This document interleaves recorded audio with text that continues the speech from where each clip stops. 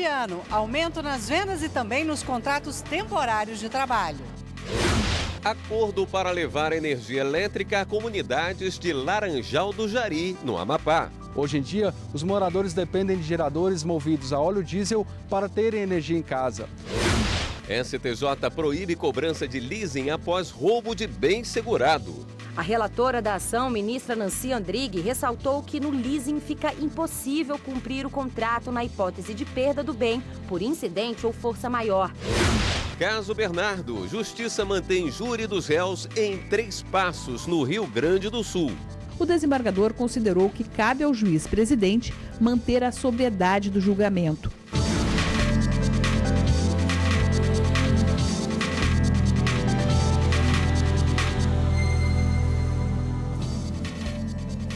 Olá, boa noite. Você está desempregado e precisando de dinheiro? Então aproveite, porque essa é a época que o mercado abre as vagas temporárias. O último trimestre é responsável por 40% das vendas do ano inteiro. No meio da tarde de um dia de semana, o shopping está assim, movimentado. Papai Noel não para um minuto. A época é de aumentar a renda com o 13º salário, de dar e receber presentes. Uma pesquisa da FEComércio do Distrito Federal aponta que 60% dos empresários esperam um faturamento maior do que no ano passado, com destaque para o setor de vestuário, calçados, joalheria e material de construção. Estamos numa loja de eletroeletrônicos com 69 filiais em 3 estados. O movimento já está grande desde o começo do mês. O último trimestre é responsável por 40% das vendas do ano inteiro. E para dar conta dos clientes, o negócio é contratar funcionários temporários. Hoje nós já estamos trabalhando com um quadro bem dentro da realidade de cada loja, porém, para esse período, nós sempre contratamos um reforço de 2 a 3 pessoas por loja, para que a gente possa ter uma qualidade melhor no atendimento, né, e isso ser voltado para os nossos resultados também de loja. O contrato temporário de trabalho tem quase todas as garantias e benefícios de um contrato por prazo indeterminado. 13º salário, férias proporcionais, saldo de salário e do FGTS. Só não dá direito ao seguro-desemprego e a multa de 40% em caso de demissão sem justa causa. Agora, para isso é preciso carteira de trabalho assinada. Nessa época de final de ano é muito normal acontecer as contratações na informalidade, com uma promessa de que vai ser contratada após as festas de final de ano. Sendo que, na verdade, o contrato temporário ele já é existente num vínculo empregatício. A diferença é que essa modalidade de contrato ela é prevista por até 2 anos. Obviamente que eu posso fazer por período menor, mas a gente acaba contratando, criando uma expectativa de que vai ser contratado, sendo que na verdade ele já foi. Miguel, de 22 anos, acaba de ser contratado por uma loja de roupas. Diz que está bastante animado com o segundo emprego, que pode se tornar definitivo. A empresa me deu uma oportunidade de emprego para mim mostrar meu serviço para eles. E eu vou mostrar muito serviço para eles e para me contratar mais e mais, subir de cargo e muito mais. Boa sorte. O Ministério Público Federal e o Ministério Público Estadual do Amapá assinaram um acordo extrajudicial para levar energia elétrica a comunidades do município de Laranjal do Jari. No documento, o consórcio Energia do Brasil, responsável pela usina hidrelétrica de Santo Antônio, se compromete a pagar pelas obras de implantação nas vilas de São José, Padaria e Santo Antônio da Cachoeira. Assim que ganhou o direito de seguir com as obras da usina hidrelétrica de São José em 2015, o consórcio já havia assumido a responsabilidade de gerar energia para os moradores das vilas de São José, Padaria e Santo Antônio da Cachoeira. Porém, até hoje não cumpriu o compromisso. Para evitar um processo judicial, os Ministérios Públicos Federal e Estadual, junto com o governo do Amapá, assinaram um acordo com o consórcio, que terá o prazo de 150 dias para entregar a construção. Hoje em dia, os moradores dependem de geradores movidos a óleo diesel para terem energia em casa. O problema é que às vezes falta o combustível. Pensando nisso, até que o fornecimento de energia seja definitivo, o consórcio terá que providenciar o diesel. O Superior Tribunal de Justiça proibiu as cobranças das prestações de leasing se o veículo for furtado ou roubado e tiver seguro.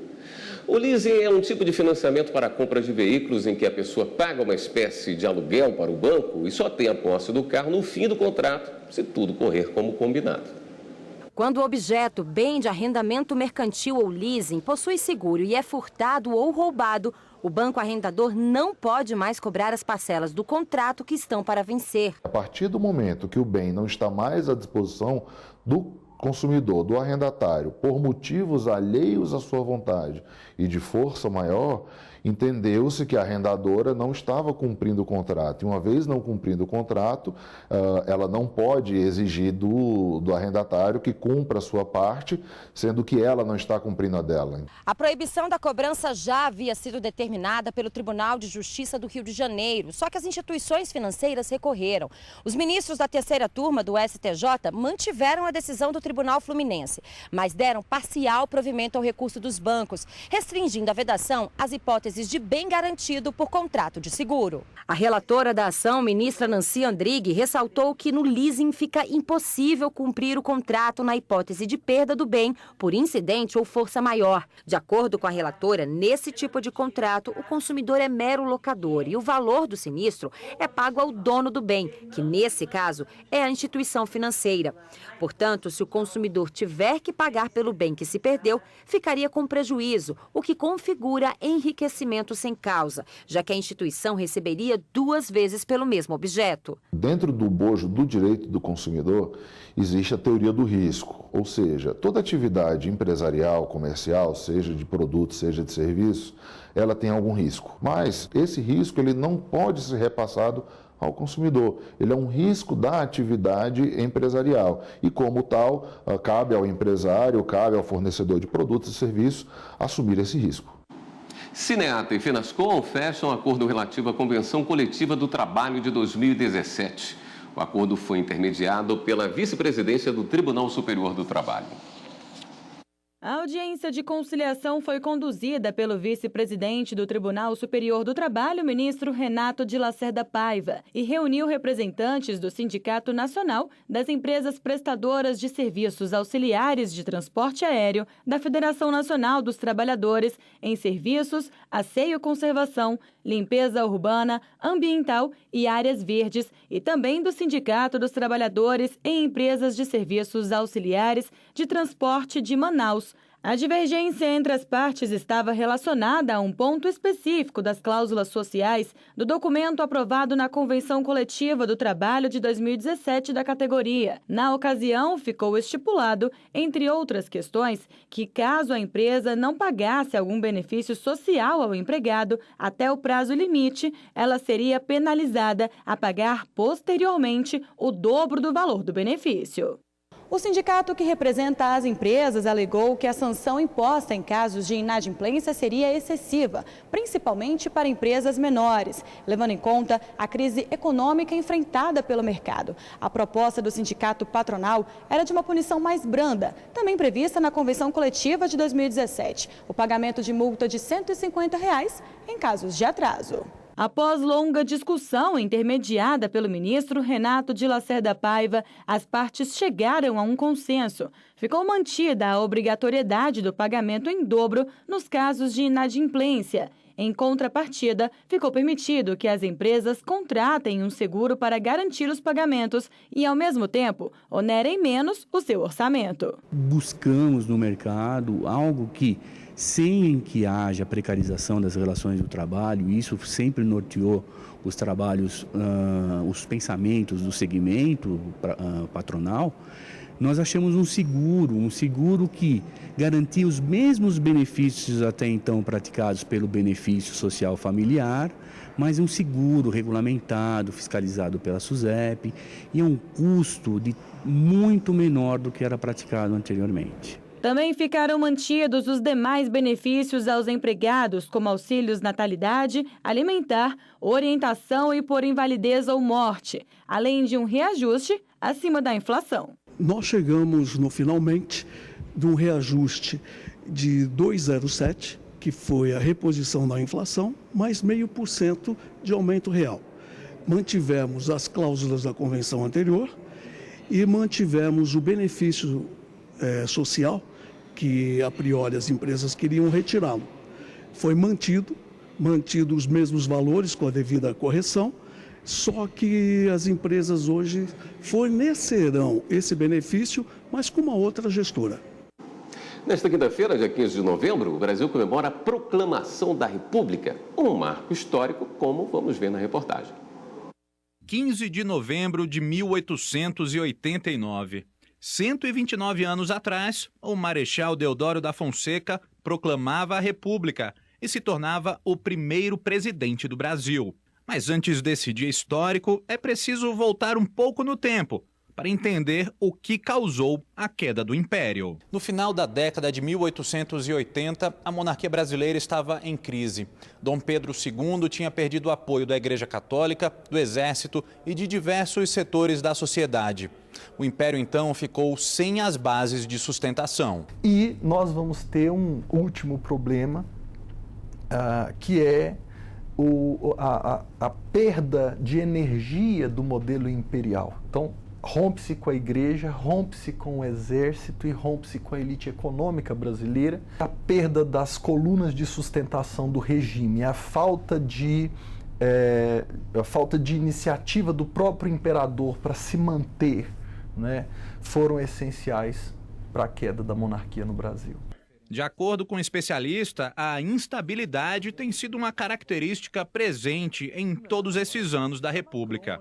Sofremos golpes de Estado, tivemos várias constituições, presidentes que não terminaram os mandatos, mas apesar de tudo isso, essa forma de governo trouxe diversos avanços para o país. O Brasil é um país de dimensões continentais e as políticas públicas têm que ser definidas localmente, então a República trouxe uma mudança essencial em relação ao Império. O Império era centralizado, a República permitiu a descentralização. O outro ponto essencial que a República nos trouxe foi a separação entre o Estado e a Igreja. Nós tivemos também uma grande inclusão de pessoas na capacidade de voto. Nós aumentamos em 3 vezes a quantidade de eleitores capazes de votar, né? Então, a proclamação da República, ela trouxe alguns avanços. E daqui a pouco, rótulos deverão informar todos os ingredientes da cerveja. Todas as cervejas nacionais e mesmo as estrangeiras que quiserem ser comercializadas dentro do território nacional vão ter que colocar quais são esses adjuntos.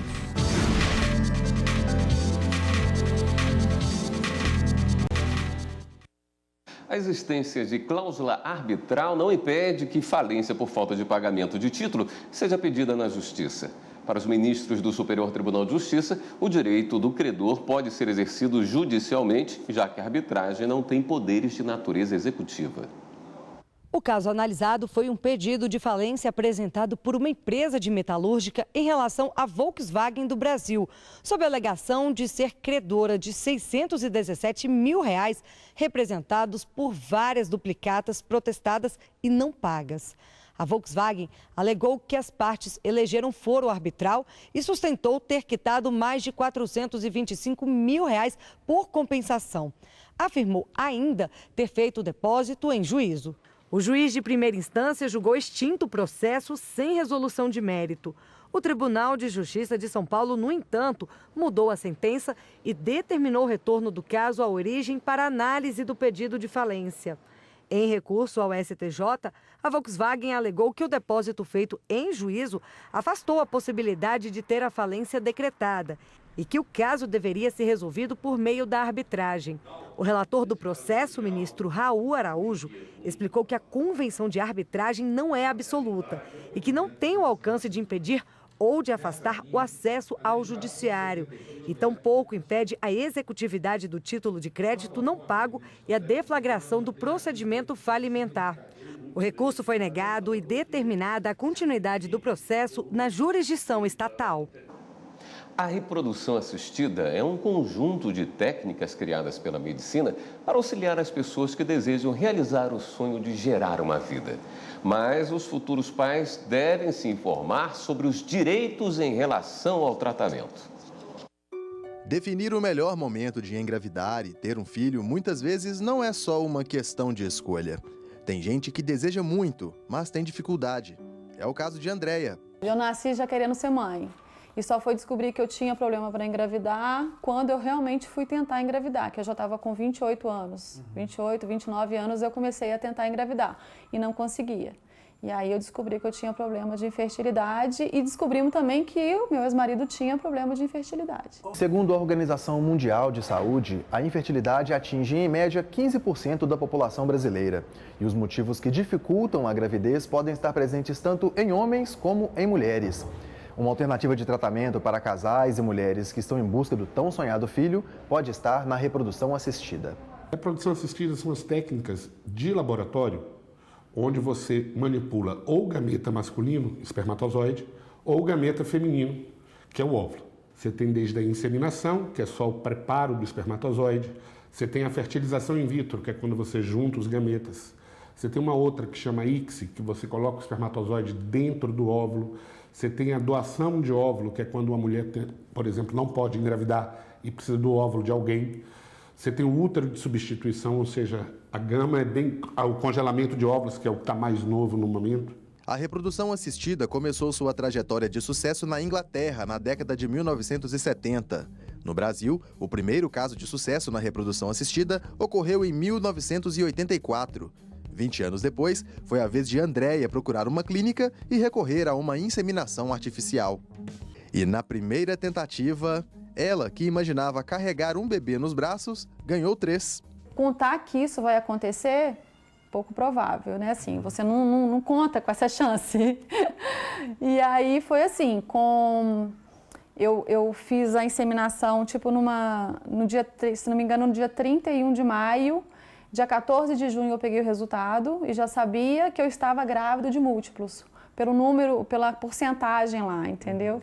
Hoje, Andréia revê as fotos dos filhos com emoção. Mas antes que a gravidez se confirmasse, o período era de busca de informações sobre os procedimentos.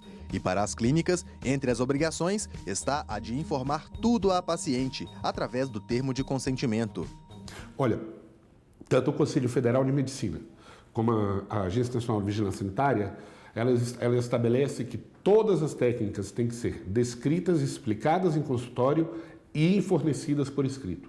Então, e dado prazo para a paciente, para que ela possa ler, se tiver alguma dúvida, voltar e retornar para esclarecer essas dúvidas. A reprodução assistida não é uma questão médica apenas, é também jurídica. A reprodução assistida, enquanto um fato criado por nós humanos, de certa forma, dada a interferência que a reprodução assistida faz na reprodução natural, dada a interferência dela, digamos, na natureza da nossa Constituição, né, natural, ela é sim regulada pelo direito. Então nós temos a Constituição apontando essa preocupação, temos a Lei de Biossegurança regulamentando esse dispositivo da Constituição e temos as resoluções do Conselho Federal de Medicina tratando especificamente da reprodução assistida. Além das questões jurídicas, aspectos éticos também se vinculam à reprodução assistida. O material genético não pode ser utilizado de maneira indiscriminada ou sem autorização. E isso, os casais e mulheres precisam observar com atenção. Os brasileiros vão poder ter acesso a todas as informações sobre os ingredientes da cerveja. A medida tomada pela Justiça atende a um pedido do Ministério Público Federal. Serva. Breja. Aquela canela de pedreiro. Traz aquela gelada que é boa demais. O que não faltam são nomes populares para essa bebida que é uma das preferidas por aqui. O brasileiro consome em média 82 litros de cerveja por ano. E o país está na 17ª posição no ranking mundial de consumo, segundo pesquisas recentes.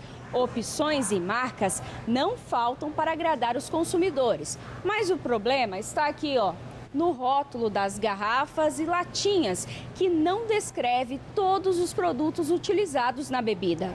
Omite muitas informações e a gente não sabe quais os conservantes, corantes que estamos consumindo, né? Seu Luiz também aponta outro problema nos rótulos. Consigo ler o rótulo, né? Porque a letra é muito miúda, pequena as letras, não dá para ler. O O principal problema está nas expressões genéricas, como cereais não malteados, maltados, presentes nos rótulos, que não revelam os cereais utilizados. Mas essa situação deverá ser modificada, já que a Justiça atendeu à ação do MPF e obrigou todas as cervejarias a se adequarem. É muito comum que o cervejeiro queira brincar com esses ingredientes. Então, qualquer cereal ou até mesmo frutas podem ser adicionadas nos rótulos das cervejas. Só que essa informação antes ela não era levada ao consumidor, ele não tinha muita noção do que ele estava ingerindo. A partir agora da nossa ação, dentro de um ano, todas as cervejas nacionais e mesmo as estrangeiras que quiserem ser comercializadas dentro do território nacional vão ter que colocar quais são esses adjuntos. As cervejarias têm o prazo de 120 dias a partir da sentença para se adequarem à nova norma, dispensando os rótulos que já foram produzidos. A multa que será aplicada caso algum ingrediente esteja faltando na embalagem será de R$10 mil diários. O consumidor vai ter uma tranquilidade de consumir, não aumentando a quantidade, mas exigindo a qualidade. E no próximo bloco, Justiça mantém júri do caso Bernardo em 3 Passos, no Rio Grande do Sul. Ainda não há data definida para o julgamento.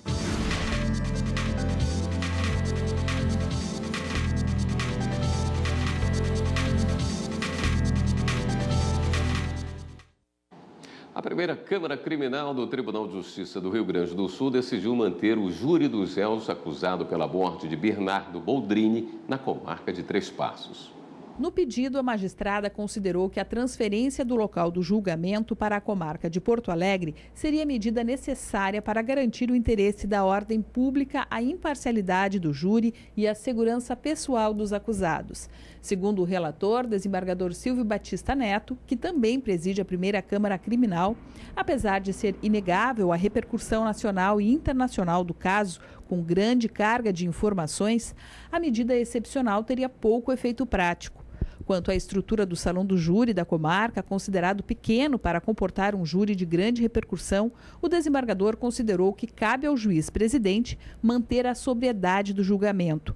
Em relação à segurança dos réus, asseverou que cabe ao Estado zelar pela segurança de todos, como ocorreu ao longo da instrução do processo. Ainda não há data definida para o julgamento. O programa Link CNJ desta semana tem uma entrevista especial com o juiz Fábio Esteves, presidente da Associação de Magistrados do Distrito Federal. Ele fala da discriminação racial na magistratura, no serviço público e na sociedade brasileira.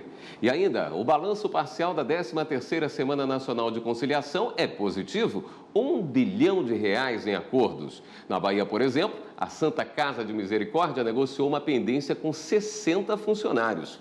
Você vai ver também as notícias do CNJ e de tribunais pelo Brasil. O Link CNJ vai ao ar hoje, às 9h30 da noite, aqui na TV Justiça. E vamos às últimas notícias? É hora do Giro na Rede.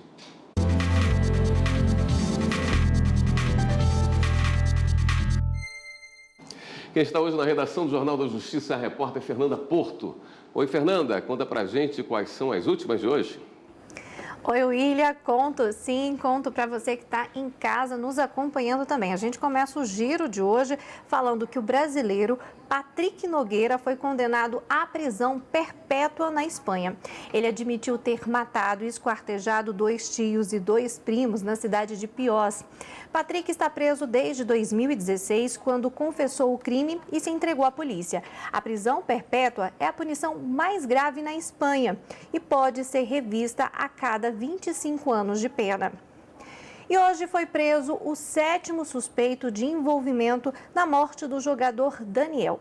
Segundo a polícia, Eduardo Pucorte é apontado por agredir, quebrar o celular do atleta e ainda colaborar com o assassinato, ao dar uma faca para o autor do crime. O advogado de Eduardo disse que a prisão não tem cabimento porque ele sempre esteve à disposição das autoridades.